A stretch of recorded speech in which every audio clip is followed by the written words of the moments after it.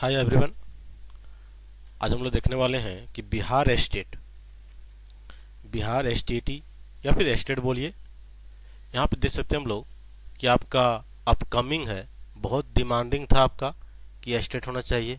इसके लिए high court तक मैटर गया, लेकिन अब शिक्षा विभाग ने इसको आदेश दे चुका है कि आपका एसटीटी 2025 आपका कंडक्ट करवाई जाएगी। कब? तो टीआरई 4 से पहले, टीआरई 4.0 से पहले आपका स्टेट होने वाली है। और ख़ास करके हम बात करेंगे फिजिक्स का, ठीक है, फिजिक्स का, केमिस्ट्री का। ये दोनों का इतना सीट अभी वैकेंट है, एक अच्छे अमाउंट पर सीट वैकेंट है। क्योंकि पिछला बार देखिएगा तो इसमें जो आपका बोल सकते हैं कि स्टेट 23 और 24 का, 23 को एग्जाम हुआ है। 23 में देखिएगा तो आपका कैंडिडेट नहीं मिले यहाँ पे, क्योंकि स्टेट क्वालिफाई ही नहीं हो पाए। ठीक है, इस कारण देखिएगा जब आपका टीआरई 2 कंडक्ट करवाया गया, ठीक है, टीआरई 2 और टीआरई 3 में सीट वैकेंट हो गया। क्या हो गया? पास सीट वैकेंट चला गया। क्यों वैकेंट गया यहाँ पे? क्योंकि यहाँ पे स्टूडेंट ही नहीं मिले। मतलब समझिए कि अगर आप फिजिक्स और केमिस्ट्री से हैं और अगर आप एसटीटी आप पास कर जाते हैं ना, एसटीटी को अगर पास कर जाते हैं तो आपके लिए बड़ा अपॉर्चुनिटी होता है कि आपका जॉब 90% श्योर हो जाता है। ठीक है, 90% आपका श्योर हो जाता है कि आपका जॉब होने वाली है, क्योंकि नंबर ऑफ पोस्ट बहुत ज़्यादा है। अगर भी जो टीआरई 4 निकलेगा, सबसे ज़्यादा की बात करें प्लस जो वैकेंट होगा वो आपका फिजिक्स और केमिस्ट्री में ही होगा। ठीक है, सबसे ज़्यादा रिक्वायरमेंट आएगी वो फिजिक्स और केमिस्ट्री में आने की संभावना है। ठीक है, क्योंकि यहाँ पे पिछला बार जो टीआरई 2 हुआ, 3 हुआ, आप डेटा निकाल के देखिएगा तो नंबर ऑफ कैंडिडेट बहुत ही कम है और सीट बहुत ज़्यादा था। 4000 सीट था, कैंडिडेट है 600, 800, 1100 इस टाइप से कैंडिडेट था, और सीट है 3000, 3500, 4000 सीट। तो आपका अपकमिंग भी, हम यहाँ तो बात कर रहे हैं कि टीआरई 4 तो है ही, 5 में भी अगर आप भविष्य में जाके 5 भी होता है तो फिर फिजिक्स और केमिस्ट्री का एक स्कोप बचा हुआ रहेगा। ठीक है, अब आते हैं इसका सिलेबस में। देखिए सिलेबस तो थोड़ा बड़ा है, लेकिन अगर सिलेबस क्वालिफाई हो जाते हैं तो आपका 90% सियोरिटी हो जाती है। देखिए बिहार स्टेट 2025 सिलेबस फिजिक्स की बात करते हैं हम लोग। ठीक है, हम लोग बात कर रहे हैं फिजिक्स की। अब इसका सिलेबस में देखिएगा तो थोड़ा सा बड़ा सिलेबस है ही। चलिए 1 बाय 1 हम लोग सिलेबस में चलते हैं। यहाँ पे तो देखिए यहाँ पे सिलेबस दे रखा है आपको। ठीक है, सिलेबस क्या चीज़ है? तो यहाँ से देखिए आपका कि सिलेबस उच्च माध्यमिक या ऐसे ही बोल सकते हैं सीनियर सेकेंडरी। ठीक है, सीनियर सेकेंडरी भी लिखा आता है या उच्च माध्यमिक। पेपर 2 एसटीटी 2023, ये क्या है? 2023 का है, 24 में से निकला, आपका 25 में भी ऐसे ही आने वाला है सिलेबस। ठीक है, ऐसे ही सिलेबस आने वाली है। अब देखिए यहाँ पे यूनिट 1, इसका 2 यूनिट होता है। यूनिट 1 हो गया, आगे जाके हम लोग यूनिट 2 भी देखेंगे, यूनिट हम लोग 2 भी बात करेंगे। ठीक है, एग्जाम क्या होगा? तो यूनिट 1 में आपका 100 मार्क्स का होगा। अगर बेसिकली बात करें, एग्जाम होता है आपका 150 नंबर का। 150 नंबर में भी 2 पार्ट है, एक पार्ट होगा 100 नंबर का और एक पार्ट और होगा जो होगा 50 नंबर का। 50 में भी 2 पार्ट बांट सकते हैं हम लोग। यहाँ हो जाता है 30 प्लस हो जाता है 20। ये होता है आपका 100 डोमेन सब्जेक्ट, 30 आपका हो जाएगा टीचिंग पैडागोगी, ये हो जाएगा आपका जीएस हो जाएगी। ठीक है, अब यहाँ देखिएगा 1 बाय 1 चलते हैं। यूनिट 1 देखिए सिलेबस आखिर क्या बोल रहा है आपको। ठीक है, देखिएगा पहला है मैकेनिक्स। क्या सिलेबस दे रखा है? मैकेनिक्स। थोड़ा सिलेबस बड़ा है, पहले बताया सिलेबस बड़ा है, इसको आपको अच्छे से ध्यान रखना है। अगर 50% पढ़ लिए ना तो क्वालिफाई होने में कोई बड़ी बात नहीं है। बताएंगे लास्ट में इसमें कि किस स्ट्रैटेजी या प्लान का यूज़ करना है जो बड़ा सिलेबस में आप इजी तरीके से क्वालिफाई हो सकते हैं। मेहनत लगेगी लेकिन आप क्वालिफाई हो जाइएगा। देखिए मैकेनिक्स में आता है, पहले दे रखा है एरर थ्योरी पढ़ना है आपको, पूरा डिटेल्स पढ़ना पड़ेगा एरर थ्योरी। फिर आपका यूनिट एंड डायमेंशन है। अभी ऐसा टॉपिक है यूनिट एंड डायमेंशन यहाँ से क्वेश्चन रहता ही है, चाहे आप 11th कर लीजिए, 12th कर लीजिए, टीजीटी पीजीटी कुछ भी एग्जाम लिखिएगा, यूनिट डायमेंशन है तो क्वेश्चन रहती है। बाय द आपका जो जनरल एग्जाम होती है, जनरल कंपटीशन, वहाँ भी क्वेश्चन होते हैं यूनिट डायमेंशन का। तो यहाँ पे देखिए एसआई यूनिट पढ़ना है आपको, काइनेमेटिक्स ऑफ पार्टिकल है, प्रोजेक्टाइल एंड सर्कुलर मोशन है। फिर आपका डायनेमिक्स में ऑफ पार्टिकल है, force in nature, friction, gravitational contact force, work and energy पढ़ना है आपको, वर्क एंड एनर्जी। फिर क्या मोमेंटम है, एनर्जी कंजर्वेशन लॉ है, कॉलिजन इन 1 एंड 2 डायमेंशन है। फिर ग्रेविटेशनल पोटेंशियल है, सैटेलाइट एस्केप स्पीड है। फिर वेरिएशन ऑफ जी है, जी का वैल्यू कहाँ पर वेरिएट करता है आपका, कि ग्राउंड में कितना होगा, ठीक है। इसका स्पेशल केस होती है, जनरली जो लिफ्ट वाला केस होता है वो इंपॉर्टेंट हो जाता है यहाँ पे। फिर आपका सेंटर ऑफ मास है, मोमेंट ऑफ फोर्स है, एंगुलर मोमेंटम पढ़ना है, लीनियर मोमेंटम था, यहाँ पे एंगुलर मोमेंटम है। मोमेंटम ऑफ इनर्शिया है कि रिंग में कैसे होगा, सिलेंडर में किस टाइप से गुजरेगा, होल रिंग में क्या होगा, ठीक है, सॉलिड रिंग में क्या होगा, उस टाइप से भी क्वेश्चन रहते हैं यहाँ पे। एनालिटिकल मैकेनिक्स है, जनरलाइज कोऑर्डिनेट है, वेलोसिटी है, हैमिल्टन प्रिंसिपल लैग्रांजे है, आयलर लैग्रांजे इक्वेशंस है, हैमिल्टन इक्वेशन ऑफ मोशन है, हाई स्पीड मैकेनिक्स है, postulate of special theory of relativity है, लॉरेंज ट्रांसफॉर्मेशन है, variation of mass, velocity, mass energy को बैलेंस है। तो एक यूनिट जो 1 देखिए हम लोग, यूनिट 1 में क्या मिला आपको पास, तो मिला मैकेनिक्स। क्या मिला आपको, तो मैकेनिक्स मिला। अब मैकेनिक्स अपने आप में ही बड़ा है, अपने आप में ही बड़ा टॉपिक है, ठीक है, अपने आप में ही बड़ा टॉपिक है। तो यूनिट 1 हो गया आपका, इस टाइप से डिटेल्स करना। यहाँ पे हल्का फुल्का काम नहीं बनती है, फिजिक्स से नंबरिकल क्वेश्चन डाल दे तो दिक्कत हो जाएगी, इसलिए आपको जो भी पढ़ना है उसको डिटेल्स में देखना है। देखिए यूनिट 2 में आते हैं।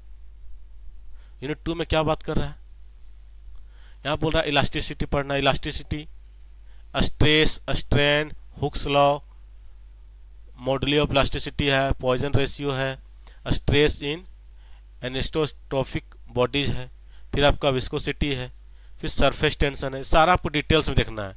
देखिएगा टाइप्स ऑफ फ्लूइड फ्लो है, आइडियल फ्लो है, बर्नौली थ्योरम है, विस्कोसिटी ऑफ स्टोक्स लॉ है, ठीक है। फिर सरफेस टेंशन, सरफेस एनर्जी पढ़ना है आपको, कॉन्टैक्ट एंगल है, कैपिलरिटी है, इफेक्ट ऑफ टेम्परेचर एंड कंटिमिनेशन है। तो सब सारा आपको डिटेल्स में देखना है यूनिट 2 को, ठीक है। यूनिट 1 यूनिट 2 हो गया। यूनिट 3 आते हैं, हीट एंड थर्मोडायनेमिक्स। यहाँ से क्वेश्चन तो रहना ही रहना, 5 से 10 क्वेश्चन, ठीक है। कुछ क्वेश्चन बहुत इजी भी होते हैं, लेकिन इसमें अगर नंबरिकल डाल दे थोड़ा कंसेप्चुअल बन जाता है। अब बोल रहा है काइनेटिक्स थ्योरी यहाँ पे पढ़ना है। अब गैस है, डिस्ट्रीब्यूशन ऑफ वेलोसिटी है, मैक्सवेल बोल्टमैन लॉ है, डिस्ट्रीब्यूशन ऑफ वेलोसिटी है, आइडियल गैस एक्सपेरिमेंटल वेरिफिकेशन है, तो सारा पढ़ना है।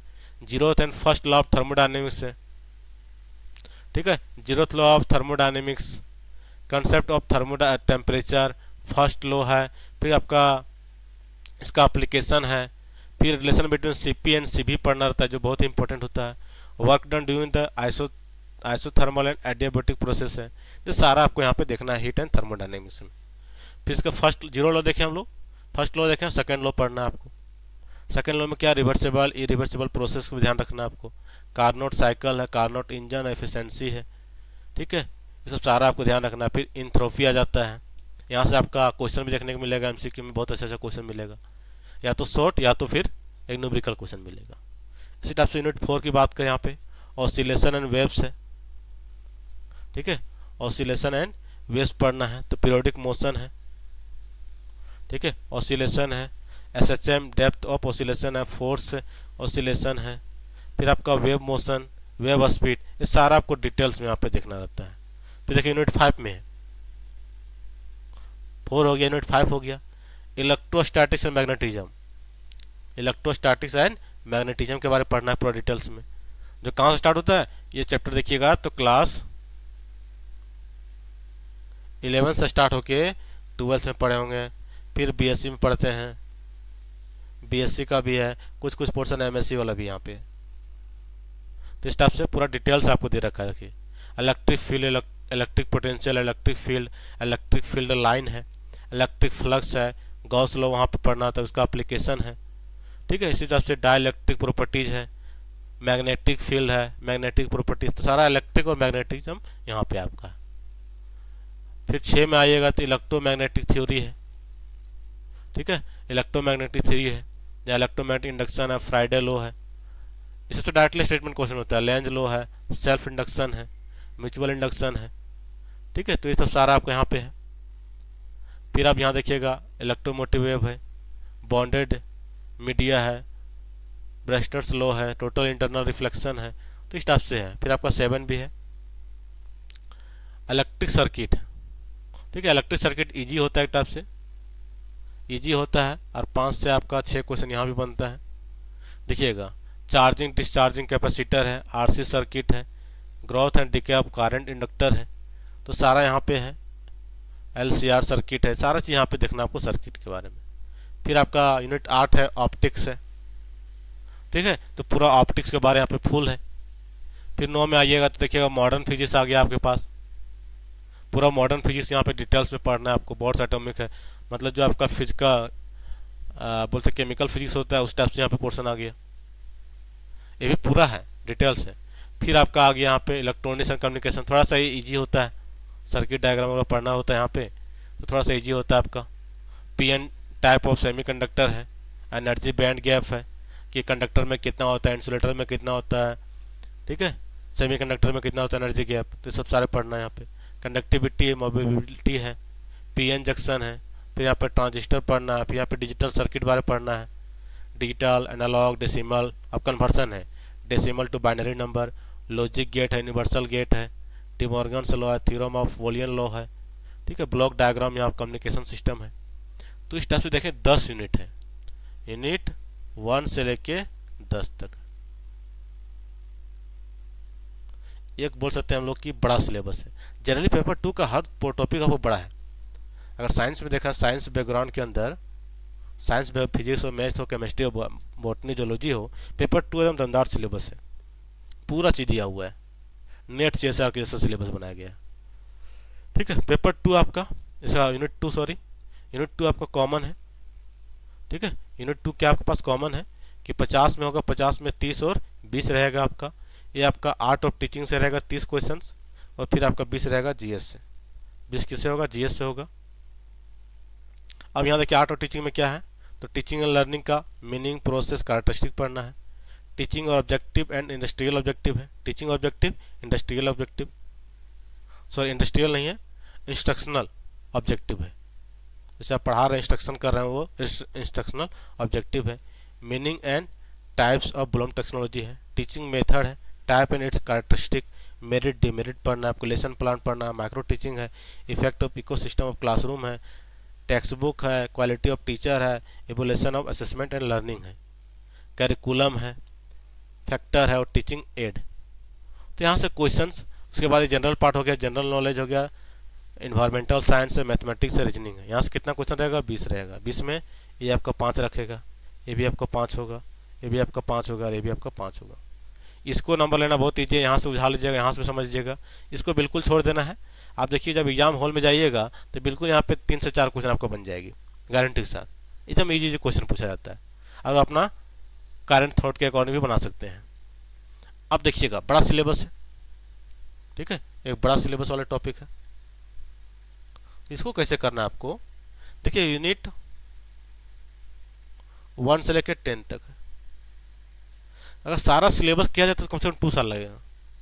इतना बड़ा सिलेबस कवर करने में 2 साल लगेगा, लेकिन आपके पास कितना टाइम रहेगा? 1 से 2 मंथ, 1 से 2 मंथ टाइम है। तो इस केस में क्या करना है आपको, अगर आप कहीं पढ़ा रहे हैं, टीचिंग लाइन में है तो बेटर है, नहीं पढ़ा रहे हैं तो भी कोई दिक्कत नहीं है। आपको क्या करना है, स्टार्टिंग में अगर आपके पास मान लेते हैं कि थोड़ा गैप हो गया है, कि आप मास्टर डिग्री किए हुए आपका 2-3 साल हो गया है, इस लाइन से थोड़ा कट गए हैं, तो क्या करना है आपको, क्लास 11 और 12 का पूरा रिवीजन करना है आपको। क्लास 11 और 12 का पूरा आपको रिवीजन करना है, ठीक है। अगर इतना भी आप कर लेते हैं ना तो आपका समझिए 50% आप काम हो गया आपका क्लास 11-12, क्योंकि सिलेबस बहुत ज़्यादा है। इस सिलेबस को पढ़ने बैठिएगा तो 2 साल से कम नहीं लगने वाली है।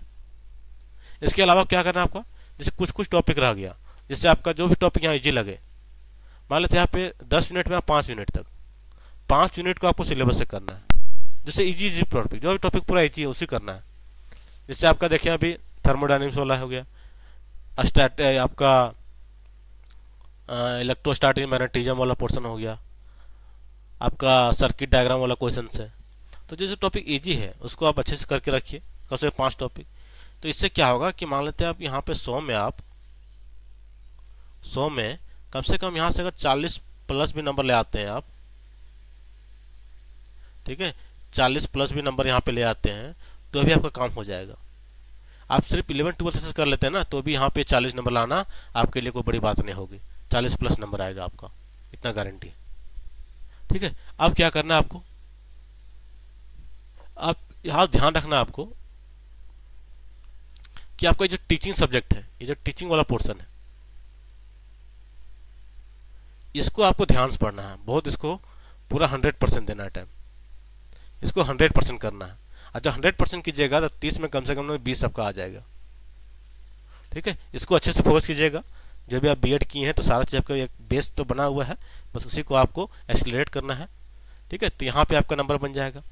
फिर आप साइंस बैकग्राउंड से तो मैथ और रीजनिंग तो बढ़िया होता ही है, तो आप यहाँ से जो आपका 20 नंबर वाला पोर्शन है, ये जो 20 नंबर वाला पोर्शन यहाँ पे है, बिल्कुल 3 को से यहाँ पे नंबर उठा लीजिएगा।